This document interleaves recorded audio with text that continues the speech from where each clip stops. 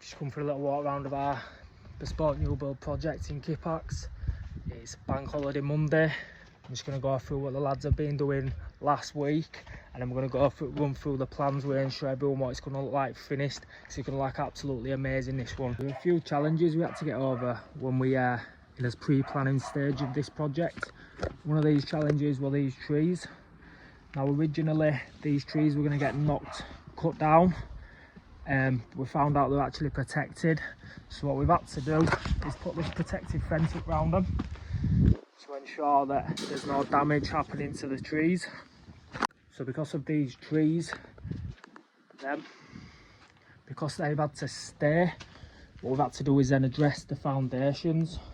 So we had to look at these foundations, because what tends to happen is in the summer these trees will suck the moisture out of the ground underneath, which will then cause it to contract, and then in the winter, in the rainy months, when the rain falls high, it'll then expand the soil underneath or clay, and then that can cause potential cracking on the foundations. So how we addressed this challenge, so we had to speak to the structural engineer and we had to check the distances from the trees and the foundations. So once we checked the distances, the engineer then let us know how deep the foundations had to go.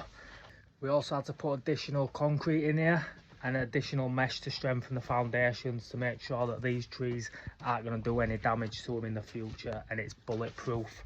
There's been about 420 tonnes took out of this site already, and I'd say there's still a good 50-60 tonnes to take out already to get the outsides down to level, which I'll show you later on in the video. So because there's a basement level in this, and we've had challenges with the ground levels, there's your basement level, what we call it. We've had to put 2 layers of tank in, which is the new build requirements nowadays. So this is as first layer of tanking is behind there, which is a delta system. And there's an M20 over the top, like an eggshell system as well to protect that. This is as damp proof level, and this is as ground level. So essentially all the water can come down here and get in the property if we didn't have this tanking.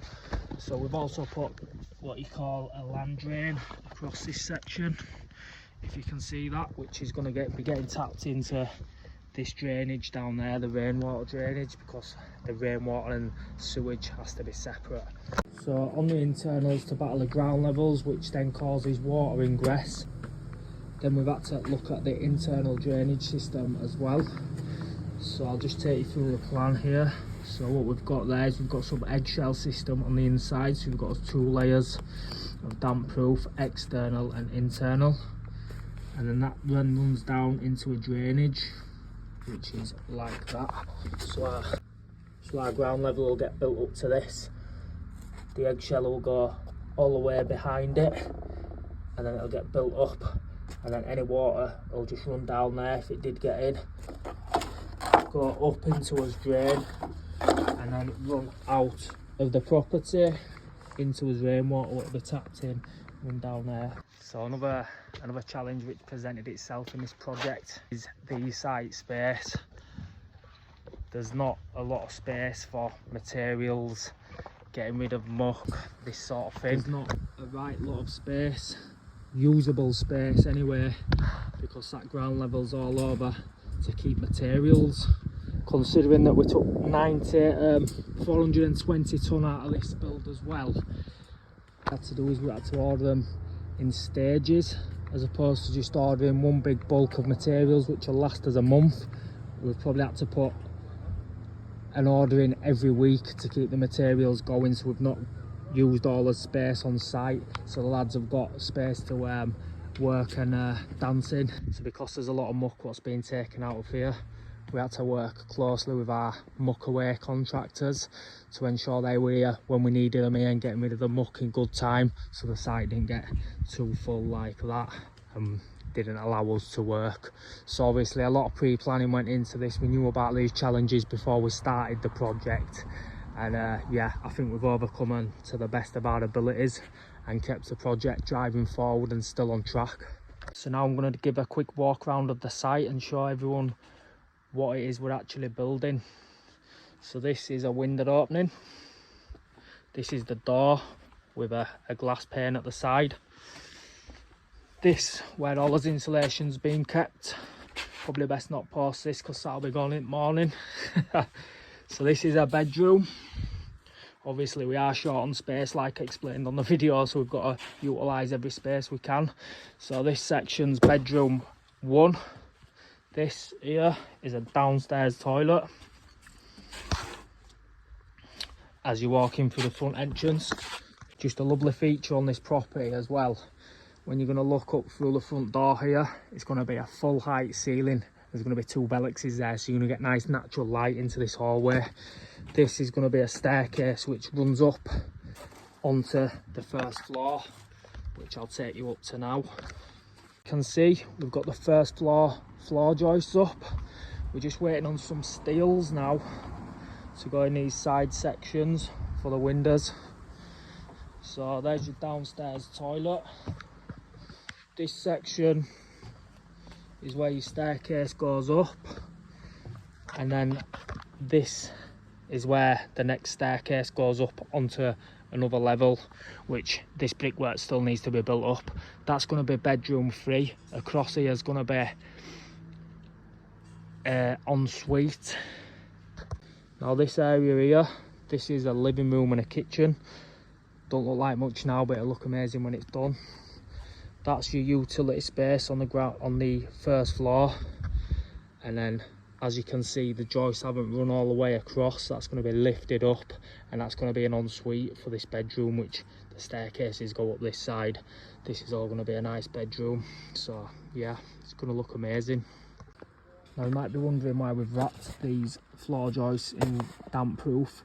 Because these are sat into a timber wall, there's a chance that these could get moisture in them or damp, and because these are structural timber, then we don't want them to get damp and rot. So we wrap them in damp proof, stick them in the wall, block them in, and yeah, they're never going to rot and they're going to stand the test of time. So this is your outside storage.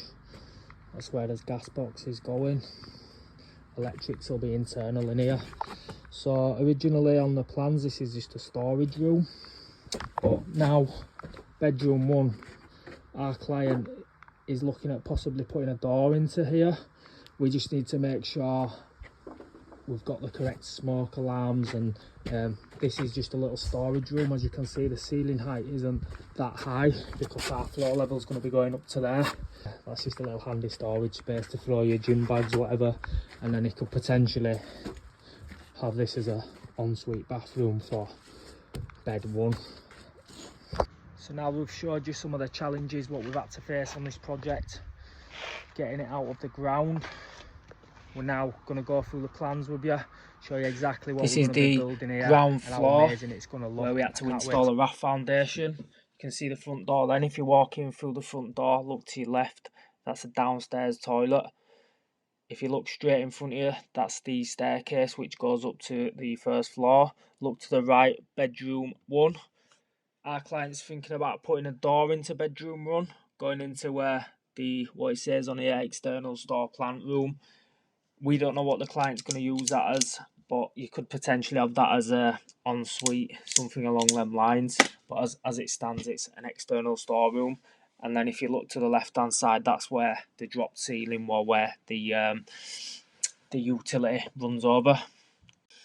Next drawing to the left, you've got your living room and your kitchen, which is the first floor, which we call it. So you've got your bifold doors out the back, and if you look to the right, you've got your utility. That L shape is on the same level.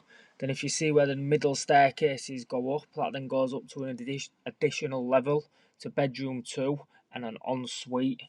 So next drawing's a side elevation drawing.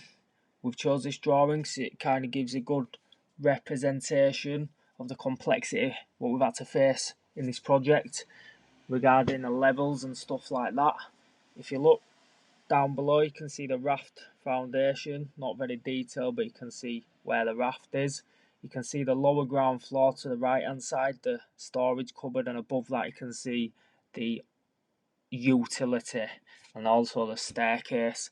If you look to above to the left hand side, you can see the velexes in the full height window, which we think's a great feature.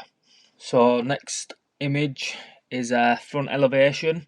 You can see the front door, you can see the dormer window, velexes, and then you can see the side door, all that sort of stuff. Left hand side's rendered and the right hand side's done in brick. Now I don't know if the planning department's done this, so when you look from the road and look to the left, we've done it in the same brick as the house is on the street, so this doesn't cause any issues and doesn't look out of place. So this is the finished project, what we're striving to achieve. If you look to the left hand side, you'd notice that the window has changed. That's had to change because planning didn't allow this window what's on this drawing, so we've had to change it for a smaller one. What reasons? I don't know. Maybe it's looking into someone's garden, the planning officer didn't like it. I don't know, something along them lines, but yeah, we can't wait to get to this stage.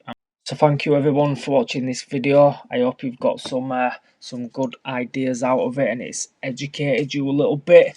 This is not something I'm comfortable with, not something I want to do. But in order to get to the level of business what I'm looking to get to, my team's looking to get to, then we've got to push ourselves out of this comfort zone and do things we don't want to do.